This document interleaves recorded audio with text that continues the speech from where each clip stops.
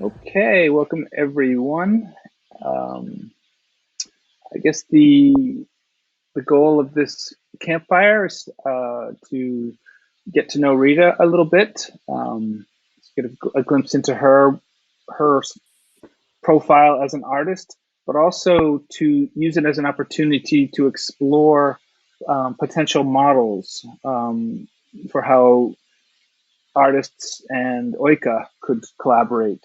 Because she and I have been working on quite a bit of things together, and it may open up some channels of ideas on how to do that. So those are the two sort of, let's say, stated goals. But of course, it should be very organic, and wherever it goes is where we go. So um, with that, um, I just brief introduction to Rita. She and I found each other.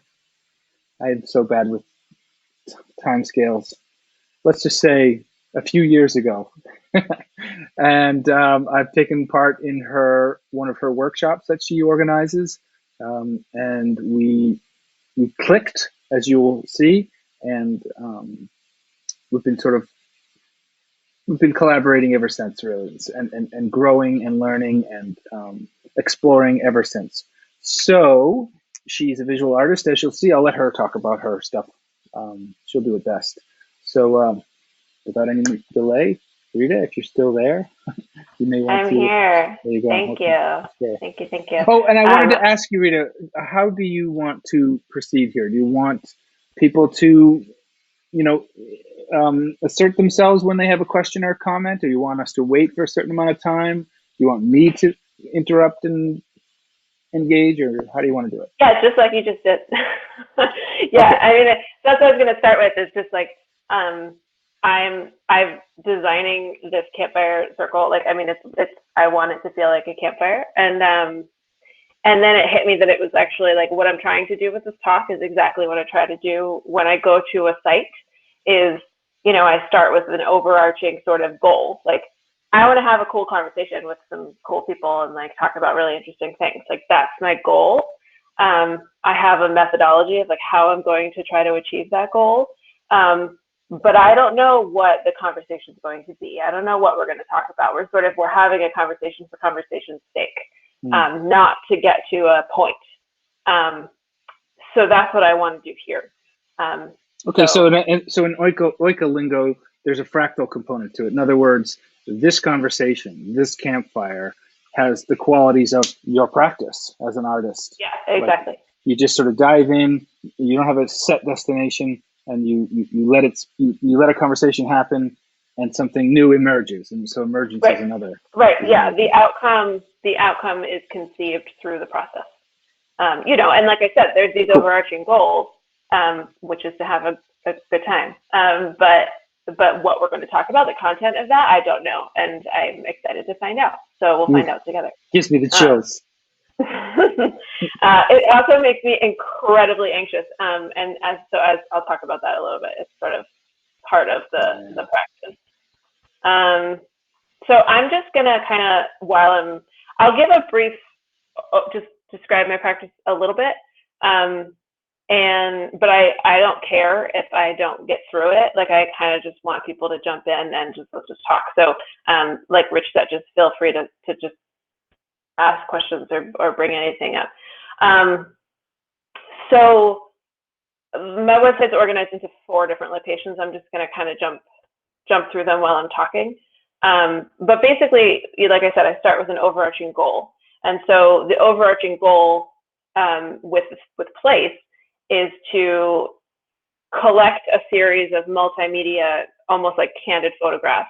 And together, when I put them all together, you get this sort of holistic characterization of a place in time.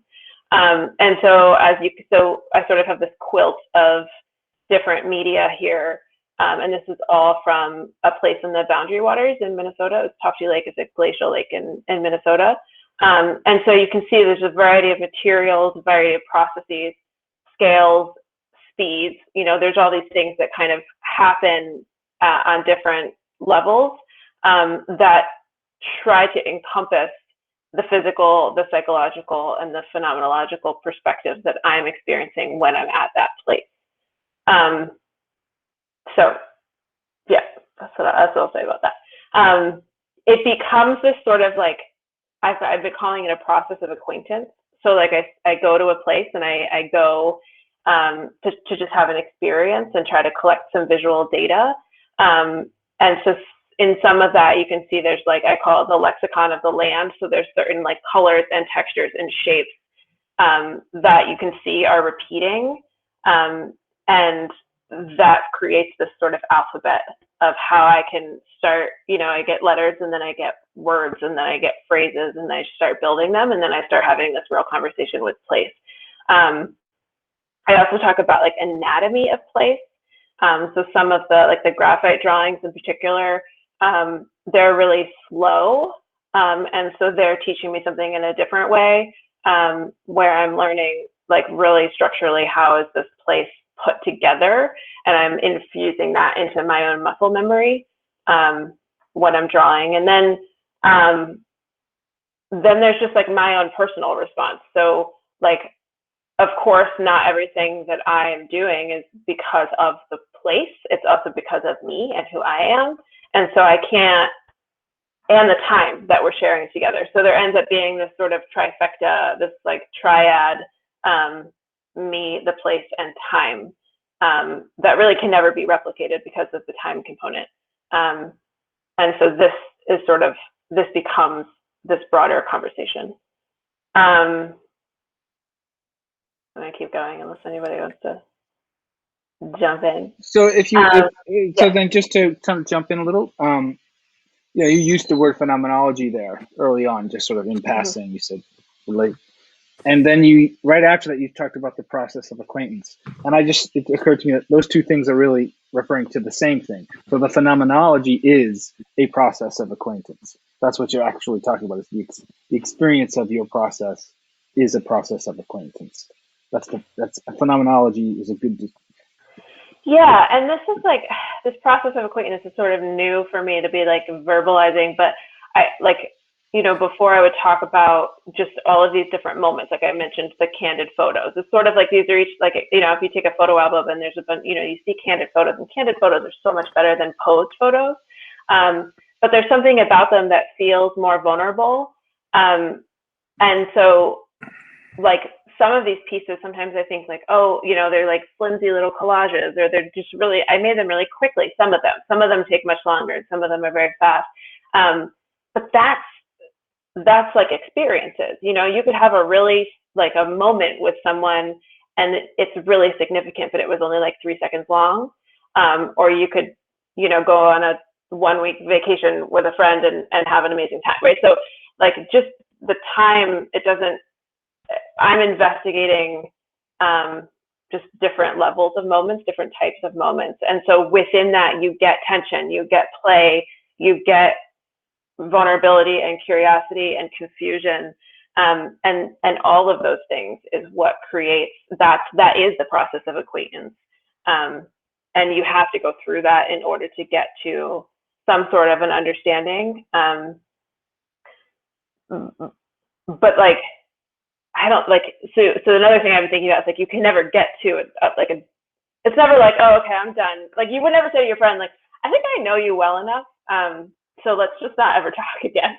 Like that's like not, it doesn't happen. So like, that's also, when I talk about process being my product, it's like, well, there's always more to learn. And so if I were to ever say like, yeah, I'm done with investigating this place, like that just feels really naive.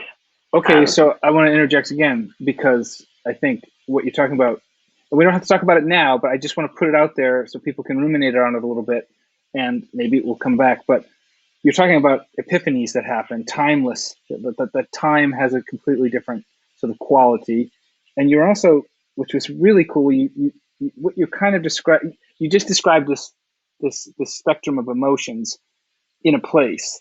And what you're really saying, and this is why I get really excited about your work, is that you're immersed in this matrix of emotional states. And they're not just your emotional states. They're emotional states that are in some ways communicated to you by all of what you called words or objects or phenomena that are in your place. So you've really entered into this matrix of emotional states, which is, I think, a key. Like that's the way in to a new relationship with a place is through these emotional states. So I just wanted to Yeah, put that out there. yeah, no, totally. And so to get back to the sort of the thing I mentioned earlier, where I said that I don't actually like working this way, is that like all of that stuff, like all those emotional things that are really kind of uncertain and wavering, like that's where the good stuff is, and that's also where we always should be, and actually always are. Um, so the whole reason for me to like even start this practice at all was sort of just this like trying to understand this very, I think, contemporary anxiety that I kind of, it's this sort of buzzing that I always feel, which I think is something, I don't think it's particularly uncommon. I think this sort of contemporary society has created this sort of constant buzz of anxiety. I don't know, people can raise their hands, so I don't feel like I'm the only one. No, that's really important. I mean, I want to hear you talk more about it, and and find commonalities. So I find that what it does to me is it makes me really like impatient. I'm always thinking of the end goals, like or like that something, the end of something, like whether it be like I want to be done with this chore, or I want to finish this paper, or I want to or oh my gosh, vacation's almost over. I keep mentioning vacation because I've like have not taken one, but there's just sort of this always like constant awareness of something being over or done, and I hate that. I find that like makes me just really not enjoy life in general. So so going to a place, I'm trying to really ground myself in the present, and so that was sort of the impetus for starting this practice at all. Was like, if I go outside, and this is why I usually, I mean, there's other reasons too, but like most often my locations I choose are outside, and it's, you just kind of can't ignore the wind or the sun or, the bugs or, there's just like, they're just there. So you have to contend with your present. And so sooner or later, these like goals or finish lines, they go away and you stop thinking about them because you're just present. And so that is something that I'm interested in the work, is sort of transferring this anxiety to continuity and presence, which then sort of surprised me. I mean, I'm somebody who grew up being in the woods a lot.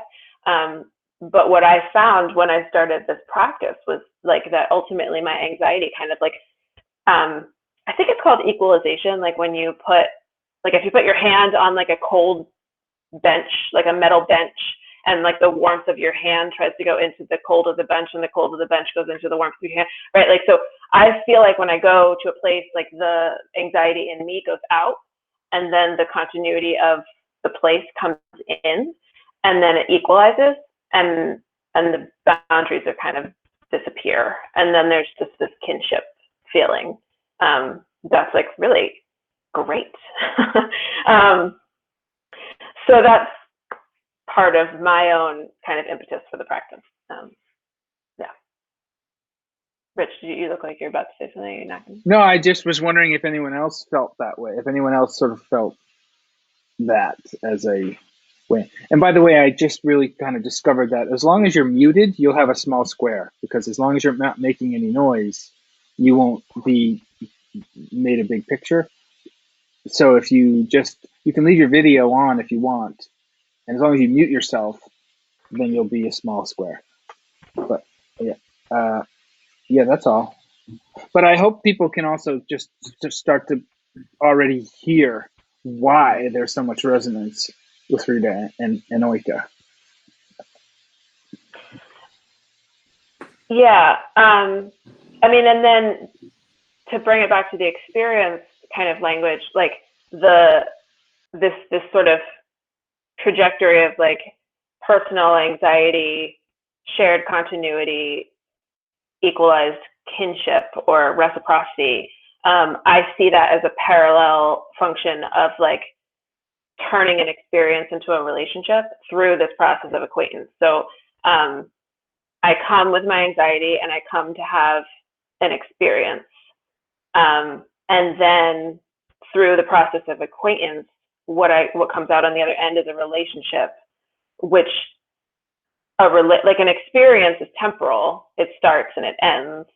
A relationship is, it can be as long as you want it to be. I mean, provided both parties are still present, right? So, or not. I mean, so turning an experience and an accumulation of experiences into a relationship with a place also helps feed into that feeling of kinship, because it's not something that's going to finish. There is no finish line. It's not going away. I don't need to have any sort of anxiety that it's going to disappear or be over, because it's always there and we're always nurturing it. And again, at that point, everything points back to this like idea of process, product. Everything's always in flux. Everything, like this process of acquaintance, is just like never ending, and that is the relationship. That's an incredibly sort of powerful conceptualization of relationship as eternal in some ways, because even no relationship is a relationship, whereas an experience is an experience. It comes, goes, and then it's your relationship to that experience that actually survives the experience, which is really kind of cool because it puts relationship in this other dimension.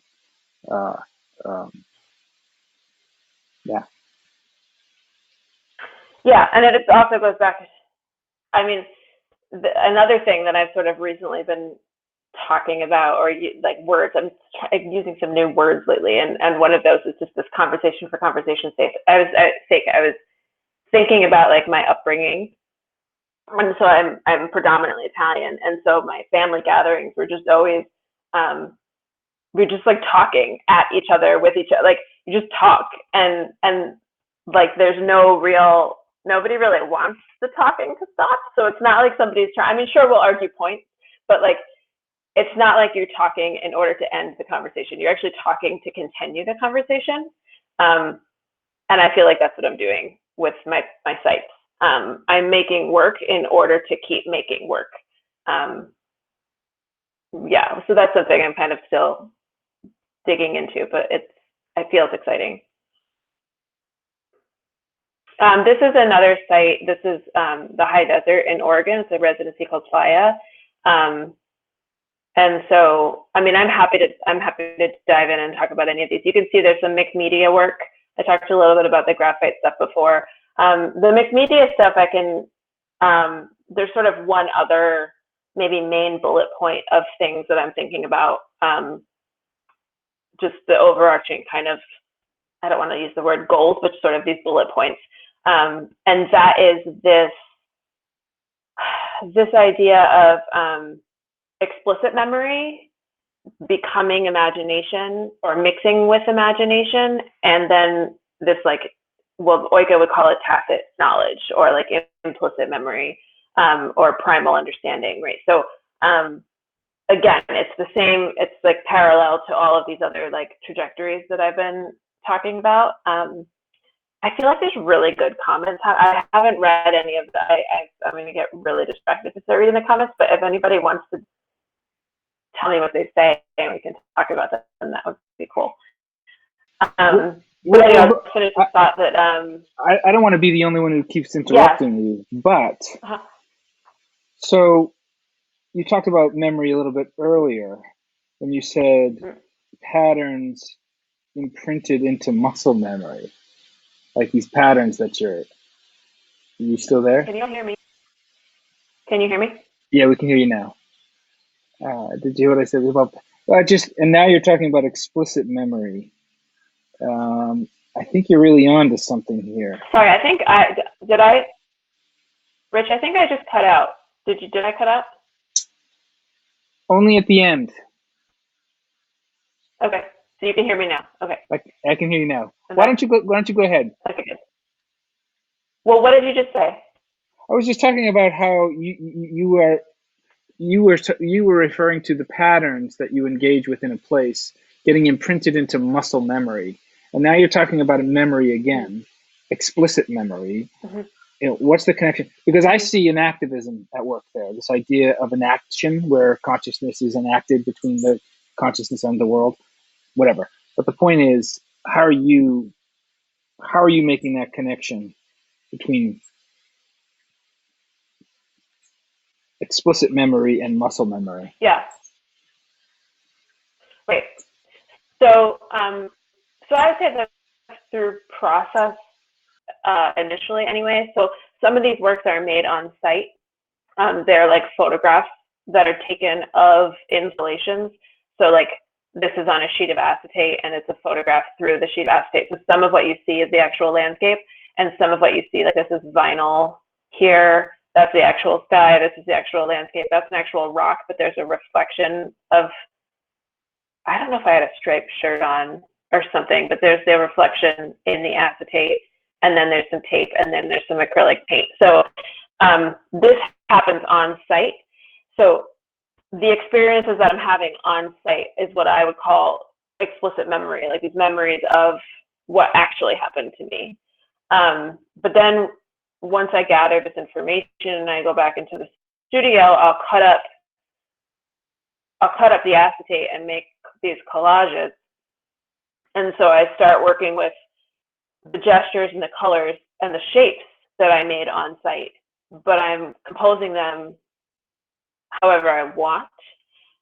But I know that there's some sort of a logic there, some reason, whether it just be my own tendencies for composition or some sort of memory that I have of how that experience went down.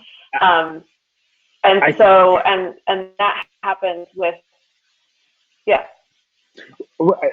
So it's really interesting because, I might be, I might have this inclination to say, well, the work should be made on site because that's where the ecological intelligence is. And the closer you are to the site when you create it, then the closer you are to that ecological intelligence. But what you're saying is by taking it home with you, you've got to get it in you to you bring it home. And so when you go from the site to the studio, it's sort of a way of validating and literally embodying the ecological intelligence so that you can express it again later on, which is a really, I don't know, I guess I just think that that's one way to use yourself as a vessel to transport the ecological intelligence, and also to really make sure that it's in you, that you're carrying it somewhere is one way to do that. That's cool. Yeah. I'm daring to open one more window on my computer to find this quote. It's Robert McFarlane from The Old Ways, but he quotes Adam Nicholson, who I haven't read. But he says that Adam Nicholson has written of the powerful absences that remembered landscapes exert upon us, but they exist as powerful presences too, with which we maintain deep and abiding attachments. These landscapes, to borrow George Eliot's phrase, can enlarge the imagined range for self to move in. So yeah, I feel like, I have these experiences on site, but they're not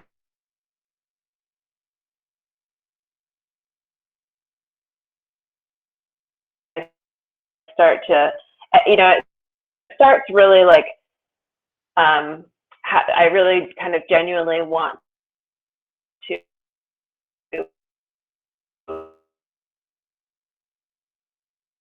representing it, but then there's like a distance that starts to happen between like the work in the studio and the time that I was able to be on location.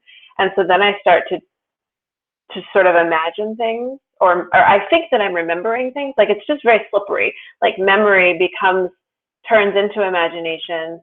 And there was a time where I started thinking like, oh no, that's not okay. And then I realized like that's actually very much okay, because it's a way to continue the conversation, but it's more than that. It's a way to tap into like what subconsciously, but it's also a way of playing. And I just think that like, at least the culture I grew up with, sort of imagination is something that kids do, or like imagination is something you're supposed to covet.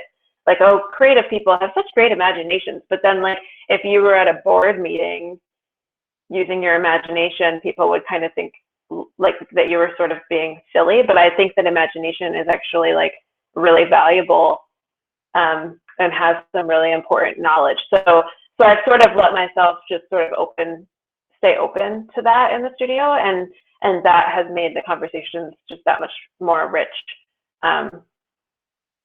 Yeah.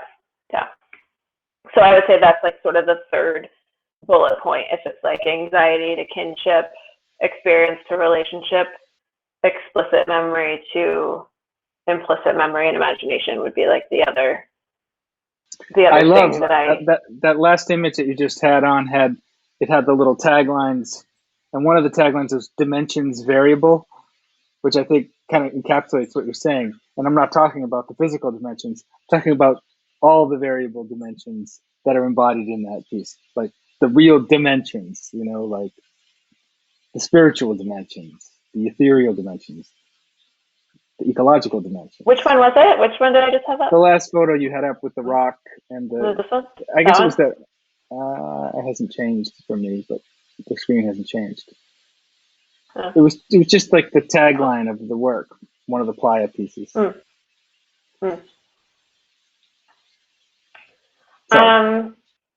Yeah, no, that's fine. So this is just to talk about the site a little bit. This was a place in Oregon, I think, like I said.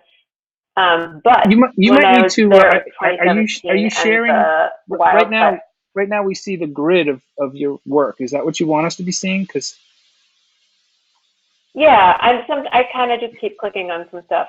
Well, it's not changing when I click for on me. So, like, click on something to change it, because I'm not. It's not changing here. I just did. Do you not see it when I click on it? Because I can see it on the. Oh, you don't? You don't see it when I click on it? Oh, you might be strange. sharing. Are you sharing a single tab? Because we're seeing the tab that is Playa on one. There you go. Now it just changed.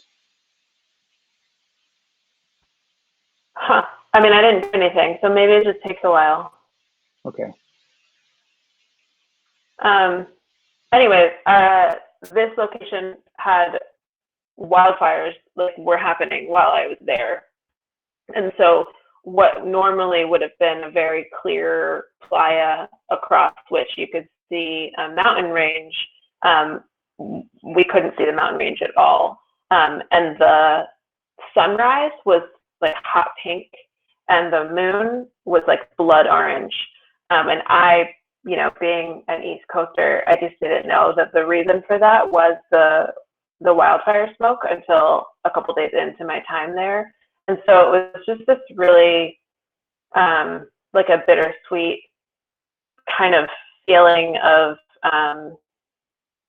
it was like really beautiful, but also it made me ache when I found out like why. So I was taking so much pleasure in the colors, and then I found out why the colors were there, and I have a really hard I just didn't know how to feel anymore. So anyway, that was a big part of this experience there. And you can kind of see it through all the images.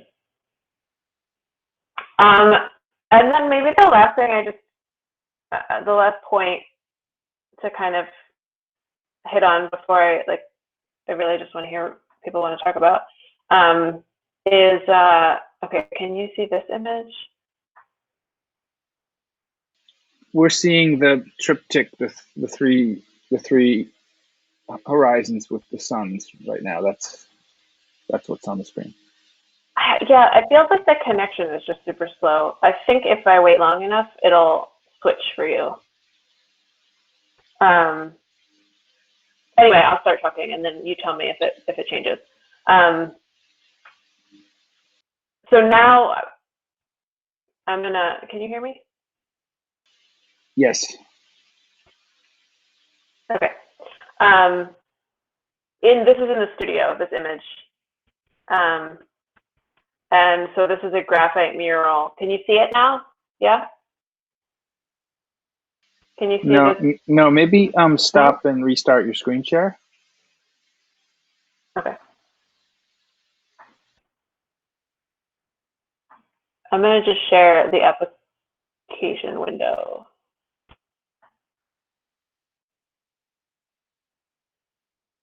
Does that work? Right now it's just black. We're waiting.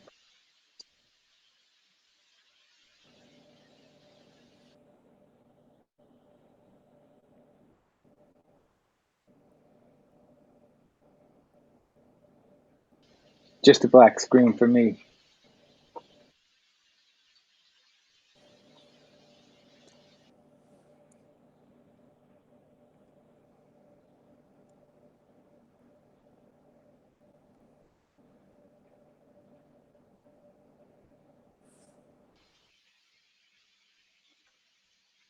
So Rita is, her image is frozen and the screen is black. Is that what other people are seeing?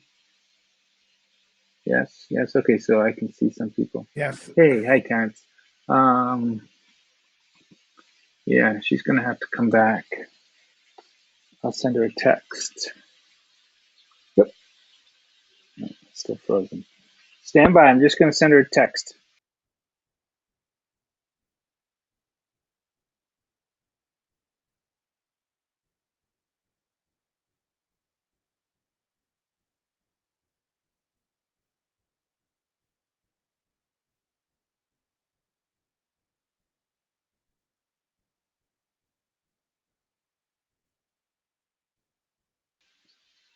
So, um, does anyone have any sort of comments or questions while we're waiting for Rita to come back, or any observations? Or I guess I'd also be curious if anybody else has a process that they can identify in their own practice that does what it's doing for her. In other words, it's really setting the stage for and cultivating relationship. Does anyone else do that explicitly? Can you hear me? Yes. Hi, Terrence. Yeah, I liked some of the dialogue about the process of acquaintance.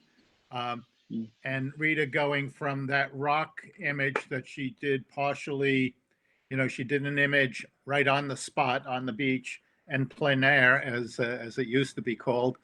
Uh, and then she took it home to her studio and elaborated on it. And to me, that's the expansion of relationship and acquaintance. Not only, and there was much talk about the muscles, the stuff that's just from painting or making art.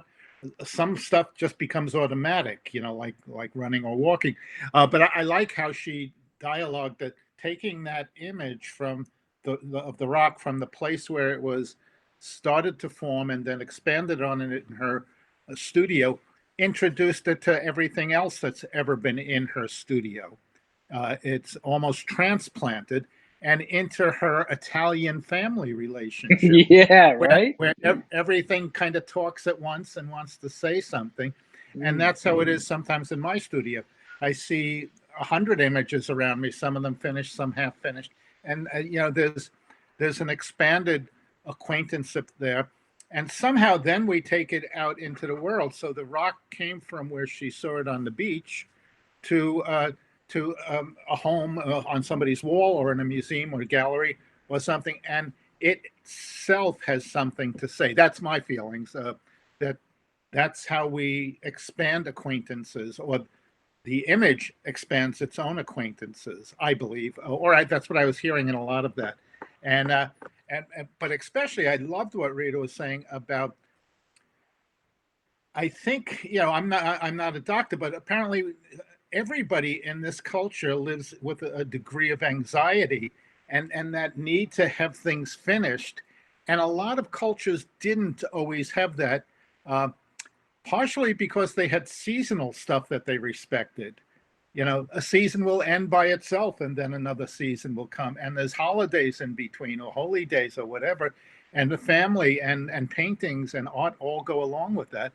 And now we're kind of devoid of that during this period. I don't know what's going to happen in the future, but and I believe the artists are the ones who are supposed to sit with that uncertainty, of the paradoxes that our culture is living through. We want to be at ease, but we create more and more stuff to complicate our lives as a culture. And yet I think one of the jobs I feel as an artist is to sit with that discomfort, in psychobabble terms, own my discomfort, and sit with it. But then how does that work as in my art? I mean, that it comes out somehow into my art, and maybe that's what maybe was some form of heal is that that the sitting with the rock on the beach transfers into somebody that may see it 10 years from now. I don't know. I don't have answers like that. But I like to think along that because it takes some of my anxiety about our culture away. But I like your dialogue, Rita, and I love the images you were presenting and your talk about it. So, but yeah, I think the transition from on-site to studio and then interrelated with everything you've ever done as an artist, it can't not be.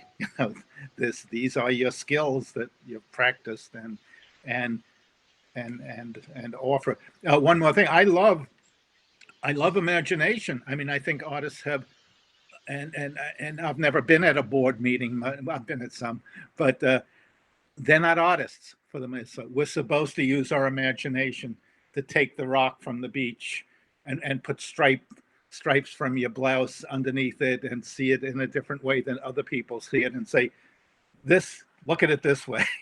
We're supposed to use our imaginations. It's not pure Buddhism and it's not pure boardroom, but I think it's ancient history for artists. That's all I got to say. Nice. Thank you, Terrence. That's awesome. Yeah, you said a lot there. There's a lot of things I kind of want to go back and really, simmer in. But anyone else? And Rita, you seem to be back and relatively stable. So. Yeah, I think I'm stable. We'll see. I was just going to say that, it was great listening to Rita talk about her work and about her process and about the importance of relationship and being in the place, and then how that kind of translates in her mind and in the studio. And I really enjoyed your comments as well, Terrence. I have a lot of similar feelings about, the role of the artist in, this age of anxiety. And just a couple things I wanted to say were, when you were talking about bringing the work back to the studio, I was thinking about that, the way you were talking about it in terms of a relationship, and just thinking about how the nature of relationships is that they change us. They change who we are, they change our perceptions, and relationships often branch out and create other relationships, like you introduced a friend to another friend and then they become friends. So I kind of see that happening with you and with your work and with all the other pieces as well.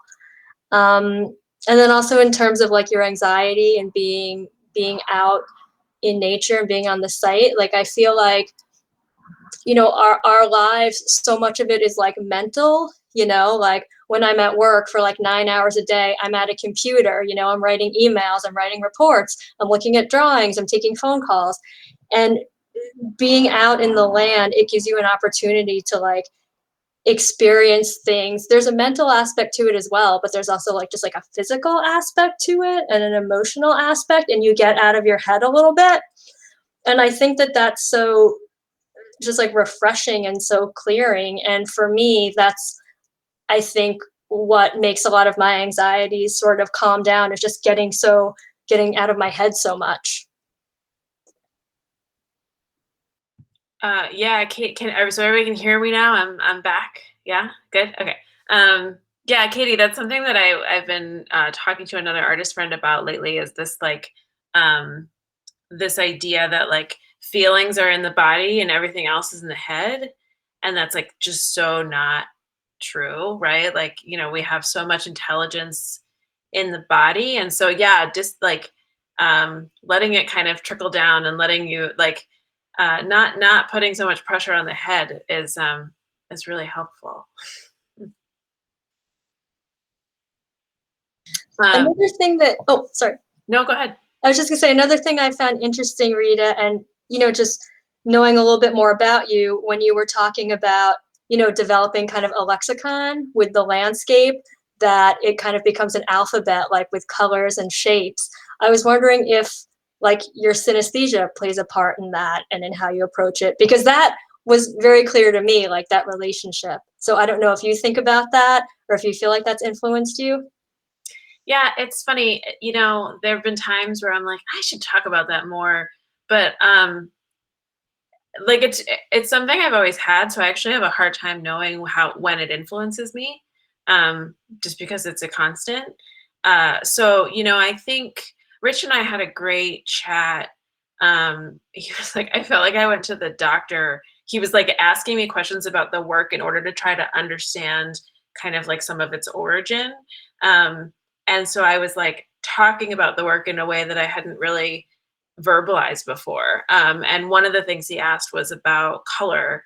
And like, because I use like earth tones and synthetic tones like right next to each other. And I think like I do that really intentionally, to just talk about like, my intersection with place. But it also just happens because I use materials that I can't often like mix. So if I'm using like colored vinyl or something, like I can't, mix the tone.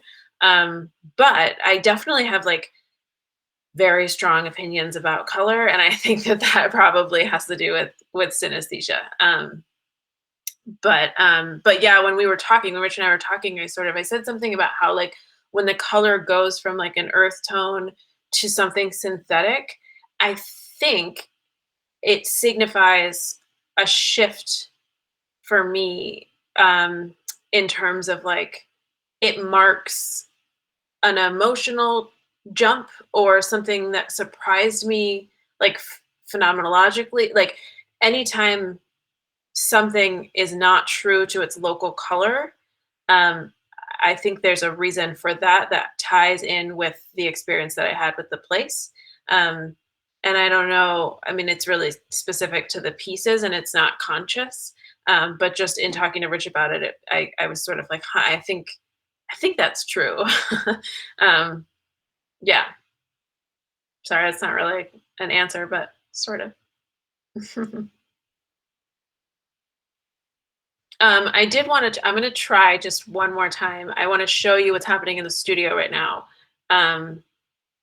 because it just talks about what I think Terrence and Katie were both saying, about like when the artwork meets itself. So can you see that now? Okay. So I think if I make it like the view, it'll whatever. I think that's big enough. But what you're looking at is a graphite mural that's like on the wall. So it's graphite powder. So if you were to touch it, you'd get your hand really dirty. And then like on the left wall is a larger collage piece, and then on the right wall are a bunch of smaller collages, and you can actually see, like on the right wall, the collage that's on the topmost right is the smaller version of the piece that's on the left wall. But these are all from Tofty Lake. And so I'm like setting them up in the studio sort of in the form of an exhibition. And it's really proving to be much more like what I thought I was going to do is like not what I'm doing now. And so we're just all hanging out in the studio together, trying to figure each other out. Yeah, and it's been just really surprising how much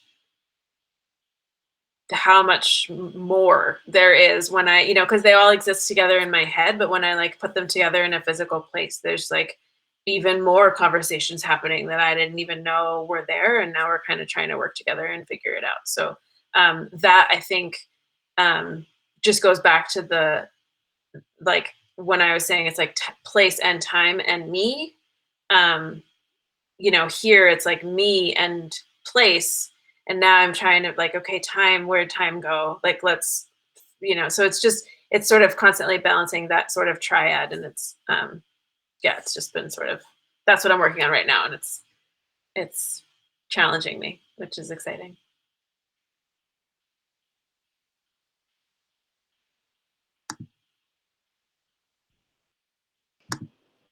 Can I ask a question? Yeah. Can you guys hear me? Yeah.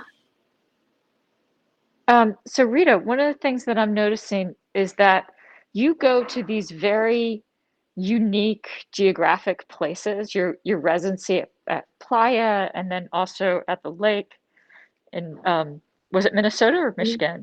Minnesota. So they're okay. So it sounds like, and I'm not sure if this is true, but it sounds like they're pretty different than, say, your childhood in New Jersey or where you live now in the Hudson Valley. So I can imagine, and please tell me if this is your experience, is that there's not only is there this absolute heightened kind of awareness because you've traveled and you're going to a new space. So you're seeing new natural forms, or you're seeing things that are unusual. I think that you might be seeing things that are unusual. And then you bring those back. And yet I know that, from knowing you, that you're really involved in the landscape locally. You're interacting with the local landscape quite a bit, just like with your your planting and just your involvement in nature. So my question is, how do you think that affects the way you're describing the land or describing your interaction with the landscape? Meaning, how is it that how do you think it's affecting your work, that you're going to these places that are um, that I'm presuming, and maybe I'm wrong, but I'm presuming are really, really different and kind of, um, um, it's such a new kind of experience to maybe what you're more used to. Yeah, thanks, Jackie. I'm gonna try. I feel like there were like 7 questions in there, like even though you framed it as one. So I'm gonna try. So one thing. So people. Okay, I'm turning off my mic. Okay. But jump in if I'm derailing too much. People always ask like how I choose my locations, and I choose them based on like where the opportunities arise. And so like with the residencies, like I was granted the residencies, so I went and those became one of my sites. And so they happen to be the other 2 on the website. There's one in Brooklyn, which is just where I used to live, and that was just right outside my studio. And then there was one in the Finger Lakes in New York, and that was a residency at Wells College. So those are just sort of like, of course, I'll apply for things, or I'll try to get to certain landscapes. But I also have said that like I would like to just choose like 2 or 3 places that are like 10 miles away from each other, and see like theoretically they still should have their own lexicon, and I want that challenge. Like that's really exciting to me. So that's sort of, I think, one part of the question is like, yeah, the landscapes that are on the website are pretty diverse, and so you immediately get, when you look at the work, you can see like some pretty dominant colors and shapes and gestures. And it's kind of nice that they're so different because you can see the difference really quickly. But I am really interested in looking at, choose 2 places that are pretty close together, and noticing the nuance there. And I sort of had that experience. So back to like another part of your question in terms of like working or being pretty integrated into my place here in the Hudson Valley. I'm working on a project that's just like a very long-term project, which is called, I think I'm calling it like a sensorial field guide to my backyard or something. And so it's like I'm making small images of like plants that are just in my backyard, but there's no text. It's just like, the magnolia in springtime, or the magnolia at noon, or the magnolia in the snow, and just like ways that I can recognize that that's the magnolia.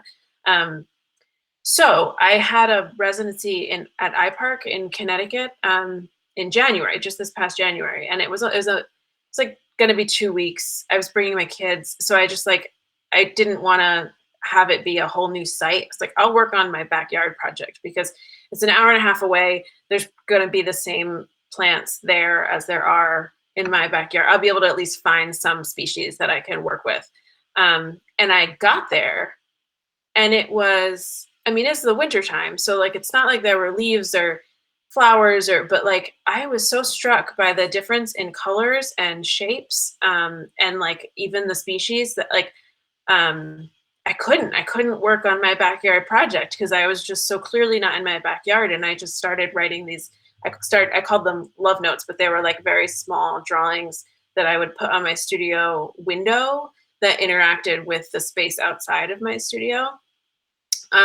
Because I had to, because it was just so striking how, and if you look at those, like the color spectrum and the marks and it's just all different. So that was sort of exciting for me because it was like, I surprised myself that, that I noticed that. I don't know that I would have noticed that like, 6 years ago, but it felt super, super different. And that was really exciting. And Rich and I are, I think we're starting a project in the White Mountains. And so that too, that's a place that I went pretty often growing up. And so I'm excited to see how like that lexicon will look compared to say the Finger Lakes. If I'm doing what I say I'm doing, it should be very different. But it's also, they're close, they're related habitats. So yeah, we'll see. I'm excited to see it. Did that answer? I would add just one thing. I mean, the way that you characterized it, Jackie, was that she sees all these. You were sorry, but you were saying that she sees these places, and I think one of the reasons it's like that you notice her act. I want to say activism, but her activity locally is because she's really doing much more than seeing. Like there's a real intention to commune and relate and in some ways consume, co-consume, which is much more than just seeing. It's and that translates to I was how also you thinking live. Yeah, sorry, go ahead. I was also, and I think you did answer this, Rita, but I was also thinking about, for example, how when we first got a lot of snow this winter, how walking through the woods, the shadows were so interesting. Like I couldn't get enough of the, thinking about the colors of the shadows and just really fascinated by like the sixth week of snow and shadows, they weren't so interesting anymore. So that's what I think I mean by travel and how, especially if you go to something that's geographically different, there's a real spark. I mean, I think there's a real energy to what's different that we don't always have when we're walking through the woods that we're very familiar with. And that's kind of what I was asking about, like how you think that might inform the work. But I think you did touch upon that. Yeah, that's, I've been thinking a lot also because I haven't gone anywhere in so long. And I've been so, there's like, I like go up the same trail, and it's just, everything's the same, but there's something exciting about that too. We went up to Thousand Islands. This was like maybe the last vacation we took, but we went camping up in like northern New York, Thousand Islands, and it was another place that I used to go growing up, and I loved it there. And I was so excited to go and take the kids. And we got there, and there were like no hiking trails, and I mean, there was like one. And I remembered, like, I guess we went when we were kind of all at an age. I have two siblings, so I think we were maybe at that age where it was like kind of annoying to hike with kids, and so my parents liked to go there because it was like there were other things to do. So we went on the same trail over and over again, like every day, and I loved it. Like that was just as exciting as, I mean, it's a different kind of relationship, different kind of excitement, but I noticed things because I was going to a place that I knew. And I find that happens here, just like on where I live too. It's like I notice, like you're on this journey, like your journey is intersecting with these other species, and that's such a privilege. Like it feels so exciting, and those are the sorts of things that I think about when I'm like not going anywhere new. I still feel really excited about like sharing space with the same things. Yeah. That's a wicked growth opportunity for people, just to become more familiar with the depth of a place as opposed to the expanse of a place. Rita, Um, I was thinking of what you just said about the sameness of place daily, uh, and its lexicon. I had the experience twice of running across the country carrying a torch for the United Nations Peace Meditation Group, and it was running. So mile by mile, even in the same Typer Desert, you see what probably a banal looking at it would have said, oh, that's just a such and such cactus. But it's each mile and each level of height going up a mountain, it's just slightly different. And taking that into human relationships, say a partnership, a marriage or whatever, you know, you might look at a lot of other people, but then when you come home, you even see your spouse or lover, you see more in depth to them, either for favor or for I'm getting a divorce. But it's just a different way of seeing these excursions outside the banal, uh, to uh, to refresh, and and I think again I'm all for artists. I don't think anybody notices half this stuff the way artists will, and and integrates it with your body feeling of, oh, that hydrangea leaf looks different 10 miles away. You know, I feel different towards it, and yeah, I like that. I think that's a legitimate practice. Like that is a legitimate practice to just do that and get better and better at it, and it fills up your whole life. I like, Terrence, that you went in that direction with it too, because I was going, when you were describing your running, I was thinking of it as similar to like running is to drawing as driving is to photographing or something. Like I was going in that direction. You took it a different way, but then it all, everything kind of, that was a fun experience for me just then. Hey Rita, I was wondering, kind of as an extension of this, if you could talk more about your relationship with time, because I've actually been in a similar tension of like, for the first time in my life, I've been kind of in a place consistently and like getting to build a relationship with one specific landscape. But I've also done a lot of short-term residencies that can just feel so overwhelmingly exciting. And so you talked a lot about like the excitement of that and yeah, how like noticing all these new things. But for me, that's really anxiety producing because I'm like, well, especially if it's like only a 2-week residency, it's like, wow, I only have 2 weeks to try to build a relationship with this vast, intricate place. And so it kind of feels like, it almost kind of feels wrong to me now because can you really build a meaningful relationship in 2 weeks? And so, yeah, in a context where you've been granted an opportunity and you have a time limit, what is your relationship with time, relationship to place? Thanks. That's a good one. So I think I've like solved that. So I tell myself, like a lot of this is I'm actually like tricking myself into thinking that things will never end just so that I can function. But so like so if I go, like I go to a place, but it's like collecting data, it's field work. And then I bring it back to the studio and I'm still learning. But I'm also like, I'm not claiming to be just I forget how you put it, to like creating a relationship with that place. I'm creating a very specific relationship with like self, place, and time. So it's all tied together.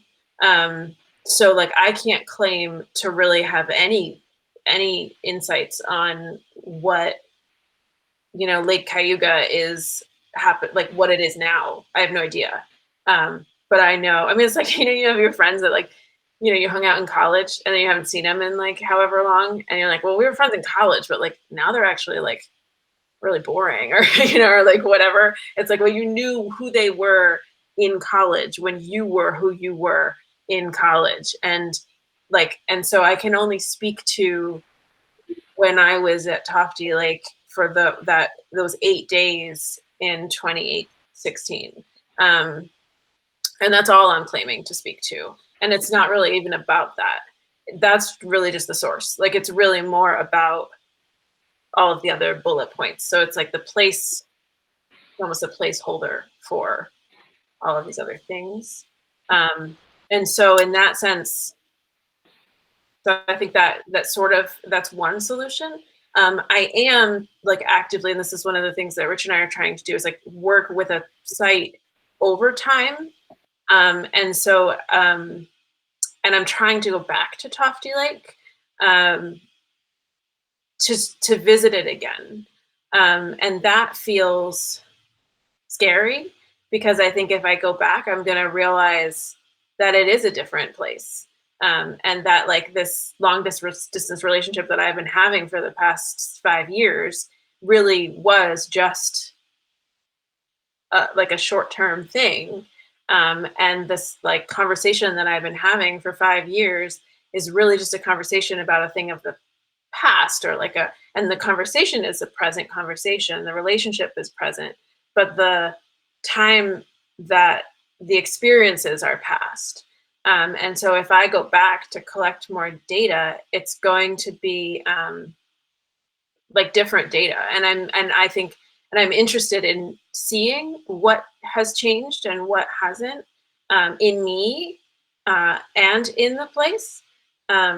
Because it's not just about the place, it's about like when I went in 2016, I mean, my first child was 6 months old and I was pumping every 3 hours. So it was like, it was my first time away. I was totally freaked out that I was left my baby. And like, that was so much part of my experience there. And like to go, if I were to go again, it would just, I know I'm just a totally different person now. So that's interesting. And I also like, and maybe this goes into some of the Prosper things that like Rich was sort of alluding to a little bit in the emails was, you know, I think it's like crazy that people expect that artists can go to a place for 2 weeks or a month or even 3 months and like get outcomes. Like it's, you know, like a scientist goes and studies a place for years and years and years.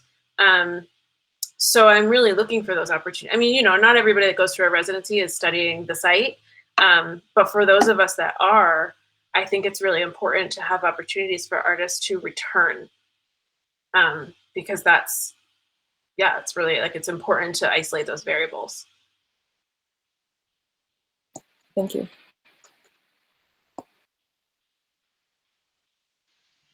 I don't know if that, like, Alyssa, I'm happy to hear some more, like, I don't know how that landed with you, so. Oh, I didn't know if you wanted, yeah. Well, just first of all, yes, please, we need long-term residencies for artists that do work like we do.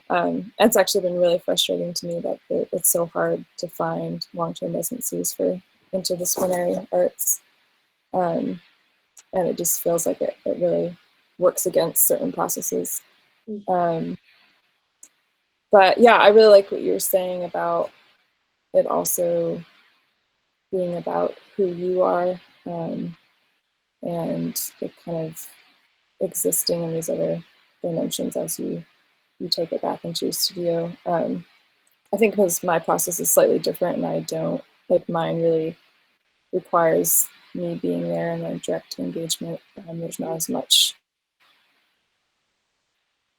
that as much as like I'm gathering these things that have been, have a lifespan outside of that time frame. And so there feels like there's more pressure and it's more condensed. But I think even just hearing you talk about how that's working for you kind of opens up possibilities in my mind of, how it doesn't have to be tied, especially if we're talking about, you know, time as this dimension that exists beyond this material realm, that relationship can exist and be sustained outside of an embodied moment and experience. And so thinking about ways of cultivating that extend outside of the residency is helpful. Can I make a controversial comment? It's too bad. It's too bad Katie left because I think she's the one that would find this controversial. But okay, so this idea of anxieties come up a few times, and anxiety is about time. And so I would say to that, if one is, and this is why it would be controversial, it's because we talk a lot about, oh, we spend too much time in our heads, but don't forget that the the ideas that are in our heads are timeless. These are the things. I mean, Rita, you did a piece of work on a rock. Oh, a rock, a solid, eternal thing. Horseshit. That thing will be long gone when some idea still exists. An idea that you have and come up with, and in your head, is eternal compared to the rock. The rock, the stars aren't even eternal. It's what we used to think. What's eternal is our ideas, which happen in our head. And so there's an argument there not to get too obsessed with the body, because that's where that anxiety comes from. Because the body is finite, but this other dimension, the variable dimension, is not. And to associate with that comes packaged with a sense of calm, peace, contentedness that comes with being able to associate with one's ideas. You know what I mean? And I don't mean just an idea you write down. I mean it's a belief. It's something that you can form an identity around. And so I don't know. I guess I'm just wanting to explore that idea of anxiety. And because I do believe that it is, and I'm asking your opinion on this too, but that's a narrative structure. This idea that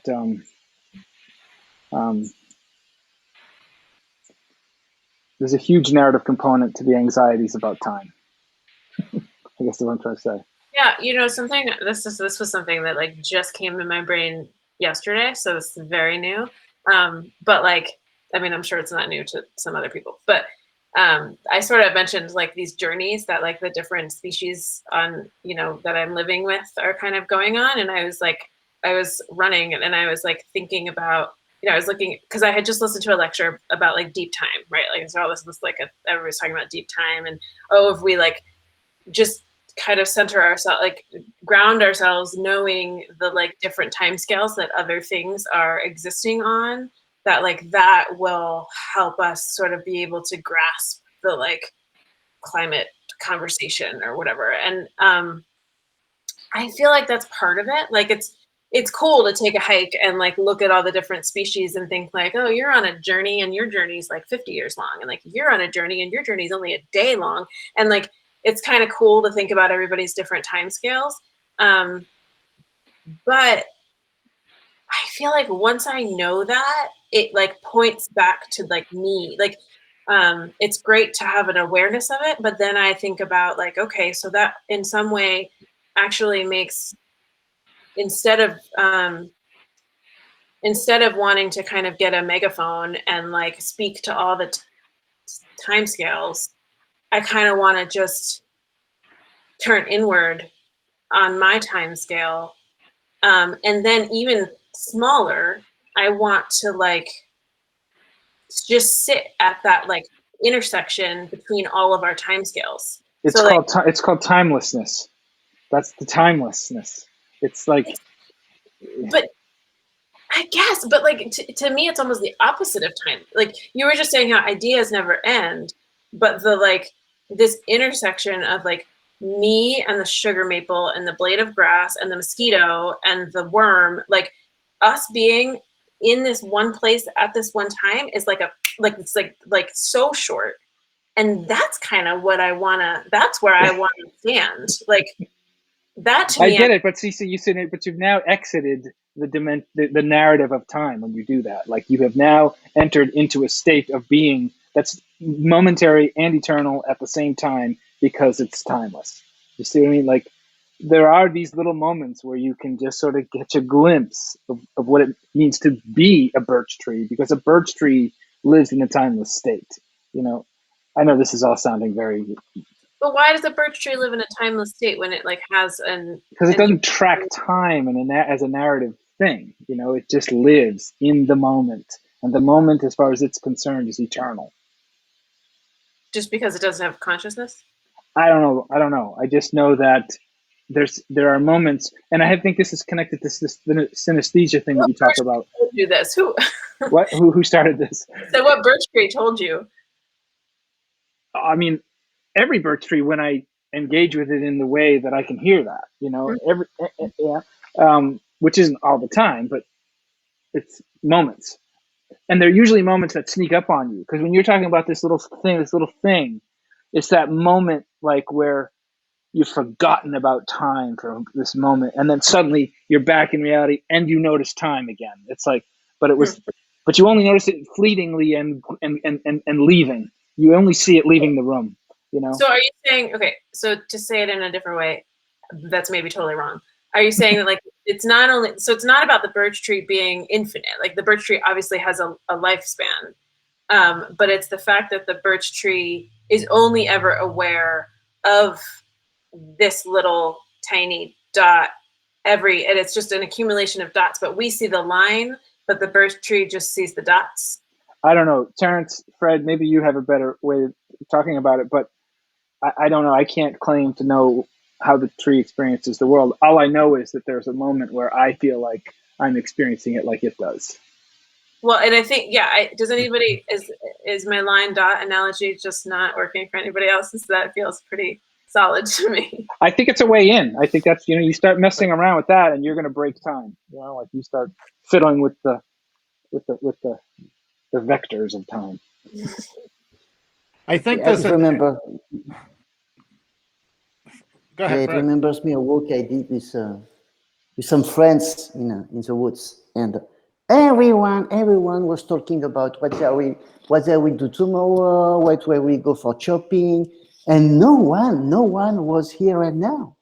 And I was quite a little bit disappointed, because I think it's important to try as much as possible to be here and now. And I don't think that a bird is talking with other bird about being somewhere else. The bird is here and now, also much more than us. So it's a training. It's very important to learn to be here and now. And I believe that nature and other life forms can learn us to be more present. So they teach us that. To observe a bird or to watch a tree grow is to learn from the bird and the tree. That. Yeah, for me, yes. Yes.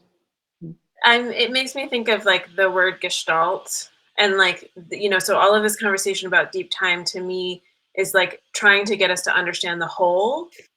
And I think it's really important to understand the whole, but I actually feel like to understand the parts is what this here and now thing is doing. You're such a scientist, a reductionist. I don't know how to take that one. Here and now is being in relationship with the others, from my point of view. And if someone is talking about where they will go for shopping and tomorrow, they are not in relationship with the others. They are disconnected, so they are not here and now. Mm-hmm. That's I think the difference. I would just say also that the dot and the line is in the dot, and the dot makes up the line. And so you see what I'm saying? Like there is this holism. That's the point. That's what I'm saying. I think that like, this like understanding deep time is really important. Understanding like the whole is important, but it doesn't make a difference if you can't center yourself on the dot, be in that here and now. Like I think we're only going to be able to access the place we need to access in order to fix everything, if we are able to stand on the dot. It's one thing to see the whole. That's great. That's part of it. But you need to stand on. You need to be in that here and now. And so it's actually like making everything smaller. Like it's bringing your awareness to just the here and now. That I think is where the learning and the growth happens. And with the backstory of the deep time narrative, like, yes, I don't know. I think the word being, is pertinent to everything we're talking about. I can be on the dot, very conscious of where I am now, and at the same time understand that there's a timelessness to this, and then not even using the words beginning and ending, which is what we're so obsessed with as humans, because we understand that I'm going to die. I'm 76 years old. I'm very aware of that. Well, that's because you're associating with the body when you say that. Right, That's exactly. that's a bodily comment, Or even with the environment, which now is so human. Most of the planet is a human-created environment. That I have to see that this plot of land across the street is going to have a house on it next month, because humans do that. I've been investigating a place, and I don't know how. I did a video that Richard was present at, but the place I've been investigating, besides the woods nearby and beaches and stuff like that, I'm in Florida, is a mystical place. And it, by nature, I've never had the academic stuff that you've described, having an end date where you have to have a paper in or a drawing in or a project finished. I've been investigating this moment in time for 5 years, and it was a mystical moment, but it was as much a place as the bench I sit on when I have my coffee in the morning in the woods. And I've been investigating from that, and I don't know where I'm going with this, but it has all of the deep time, and it has the shallow time, and it has timelessness all at the same time. And I think most of us with our culture has kind of forgotten that I'm part of a stream of time. And for me, the biggest analogy of the dot and the dash, there's also the dash in between dots that's very pertinent.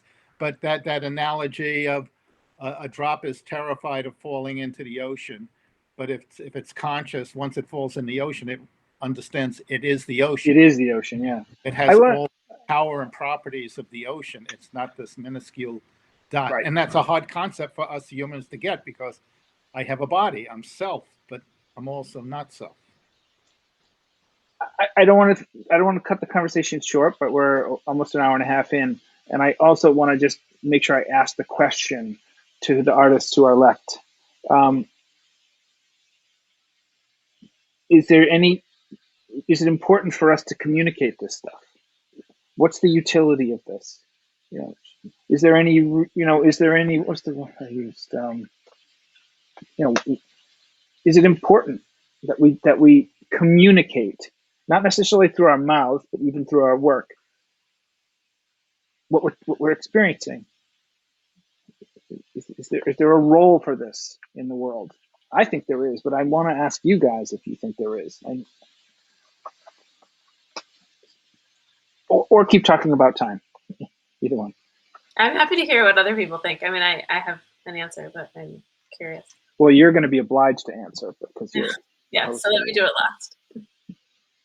Briefly, I'll answer and then won't say anymore. I believe we do have a role, and I don't think it's thought out. I think we're born with. Most artists I've ever known were born with this role. It's not much different than shamans or other healing people, and it might not be what even the stuff we present or thoughts we present is what it does to us. And somehow you described that before. Somehow you were changed by the experience of making those pieces, and maybe it's not very scientific. Maybe that's what we add to life somehow. Yes, if we have words for it, we can tell stuff like that. Take this pill and you'll feel better.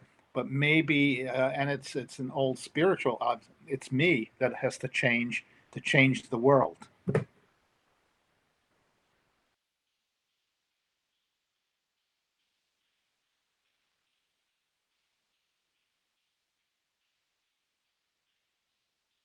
Anybody else? I mean, I just think it's helpful. I think it's important to help. I mean, we're all trying to figure it out, and so why not communicate? Because it makes figuring things out. I mean, we're probably not going to be able to figure anything out, but it makes us at least feel like we're getting closer to figuring something out, and that sense of community when you communicate is actually the thing that's really important. You know, so yeah, I think it's like a no-brainer. Yeah.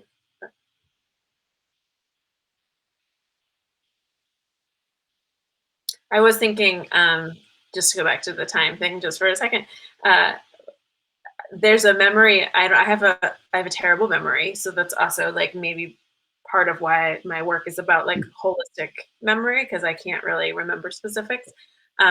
But one specific memory that I have is in the grocery store, and I hated going to the grocery store, and I just like little kid, and I would try to step on the lights, like the aisles were always really shiny and the lights were reflecting down, and I would try to step on the lights like in the aisle, and every time you move to step on the light moves. So you can never actually land on the light, because by the time you get to where it was, it has moved. And that I remembered that when we were talking about the here and now, because I've done a lot of work like tracing shadows, like just trying to, and even this work, like there's an element of ridiculousness to it, because you can't ever be in the here and now, because it's a moving target. But if you stop thinking about it, then you're kind of on it, which is maybe some of what other people were saying.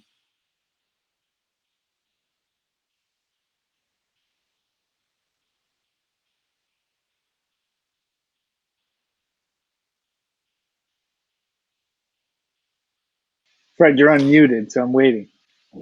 Oh yeah, yeah. You know, this conversation reminds me so much of the ancient wisdom of animal tracking, of the trackers, because we have a very long knowledge of people following tracks, and it's about recognizing visual patterns in nature.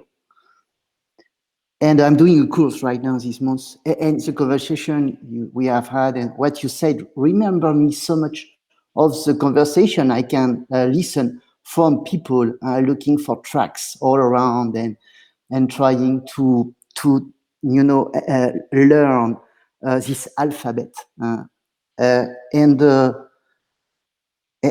yes, what is very special, you know, is that they told me that perhaps we are only humans. We have the capacity to recognize an individual with a track on the floor, and no other animals do it.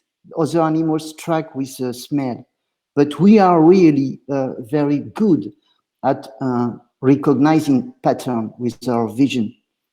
And when I listen to you about looking at the space, at the place, and looking, deeply, remembers me a lot. So my feeling is that at the end, the artistic practice in nature is connected with an ancient wisdom we have lost, and we can get back in a certain way through art.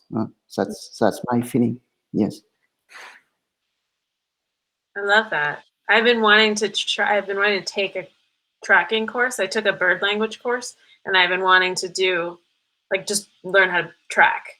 But I haven't. I keep writing to them, being like, "Bring an artist on. Let me come in," and they don't respond to me. Well, that is what you're Yes. doing. I mean, you're tracking places all the time, and you're also doing what trackers do, which is to embody the thing that they're tracking, to see the world through its eyes, to bring, to really engage as if you were it, as a way of being better at following it. You've really got to adopt the thing's habits. You got to adopt its movements. And that's opens up a whole new sensory realm.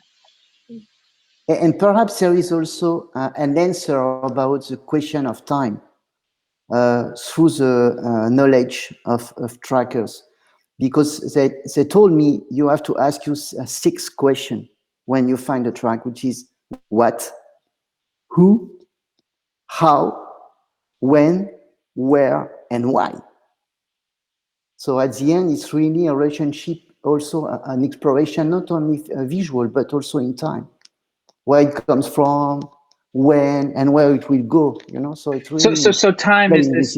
so time is this natural dimension that we have access to, but we've kind of bastardized it. We've promoted it to this level that's making us insane. And so we just need to kind of put it back in its proper, put it back in its proper place, really. That it's just part of a who, what, why, where, when thing. That's cool.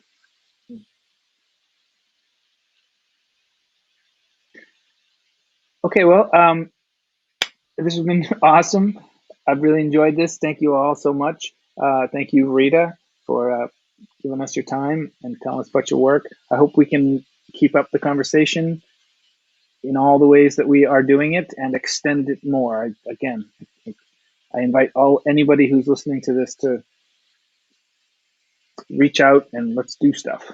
So yeah, thank you everybody so much. I'm sorry for the connection troubles, and I'm excited to watch again and hear what Terrence was saying and everything.